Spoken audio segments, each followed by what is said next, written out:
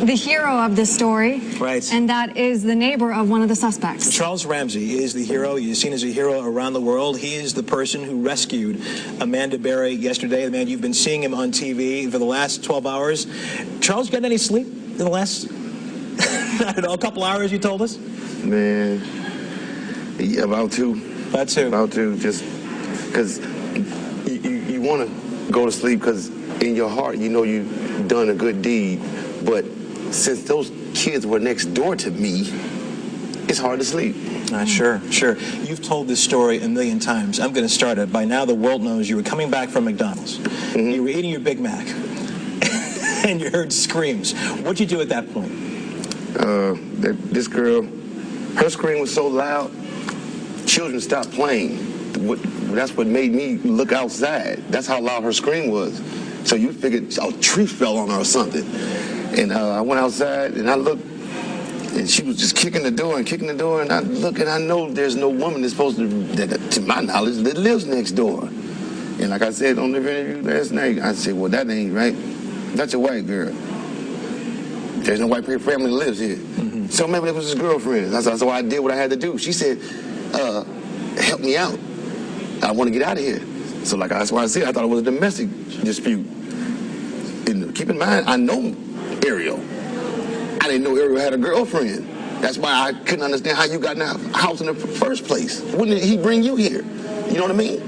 So I opened the door, naturally, as you can see on the news, and it wouldn't, bro. He had a lock on there, and you couldn't open that. And the police had to, when they got there, they finally, got it ajar.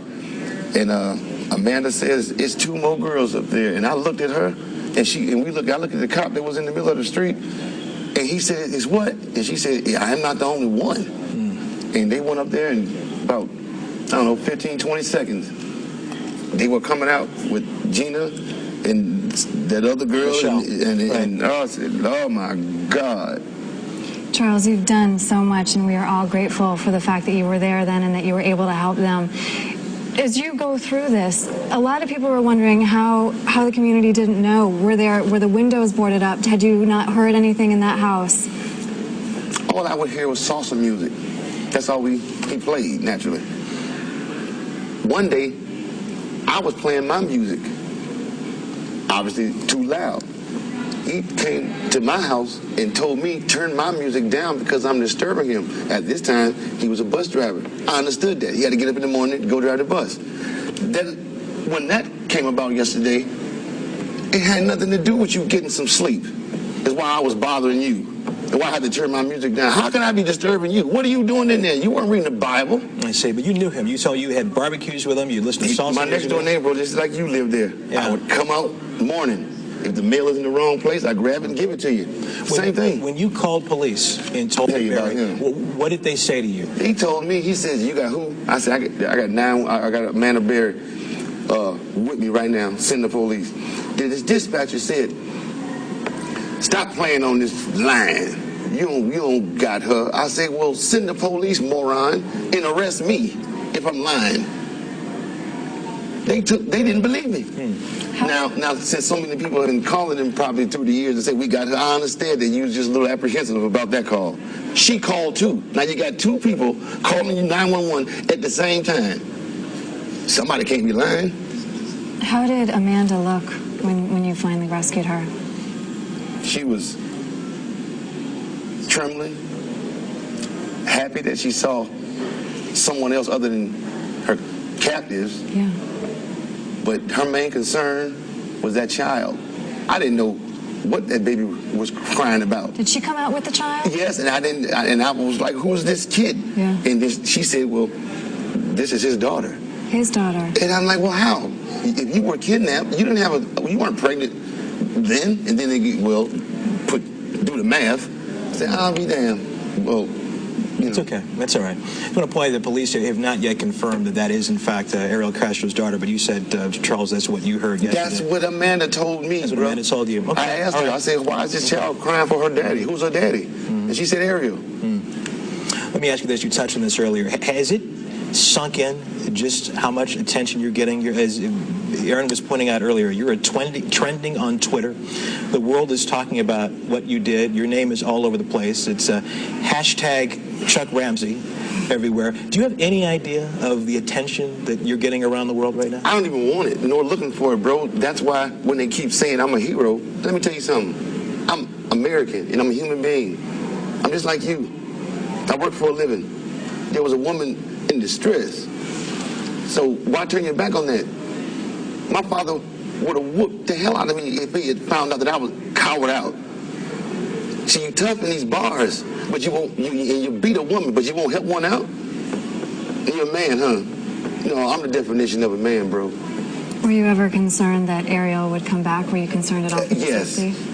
only because I was doing something that I had no business doing, which was prying his door open on his property. So he had every right to, get in some type of altercation with me because I'm on private property.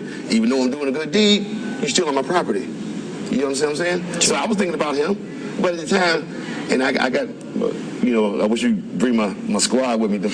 I got an entourage. He's got an entourage. We weren't worried about Ariel anyway. That's why I told the police, if we had known about this, you would have never got that call. It'd just been some corners coming, putting a white sheet over somebody, and we'd have went on with our life. Because we'd have handled that, bro. Another question that we've been wondering is whether the family or police ever went door to door in that neighborhood asking questions about, whether you had seen Amanda or Gina or any of the other missing girls. Honey, I've been living on this street for a year. I'm from the east side, Richmond Heights. So I've been watching this coverage ever since it came out. You know what I mean? Yeah. So as I'm hearing, as I'm in the neighborhood, that they did their supposedly thorough duty, and then it just stopped. But then I'm hearing you got social workers that actually went to this house, knocked on the door, but they couldn't get in, so they just stopped going. As you said, you have an entourage, and your manager over there is saying you have to leave. But let me ask you one last question before you go. You talked about you're not a hero. You were doing what you had to do. No, bro. And knowing what you did, knowing the attention that you're getting, knowing how grateful people are that because of you, these ladies are now free. How do you feel today? Oh, I'm all right. I want to get my hands on him, and then I'll be all right. Put me in the Fed over there with him, and I'll be all right. Other than that, it is what it is, bro. God's smiling on somebody. You know what I mean? Yeah. All right. Hey, Chuck. Thanks, man. Oh yeah. We appreciate it. Oh yeah. Really appreciate it. Yeah, thanks Good for luck to you. making time. You too, bro. All right. The hero of this story. Right. And that is the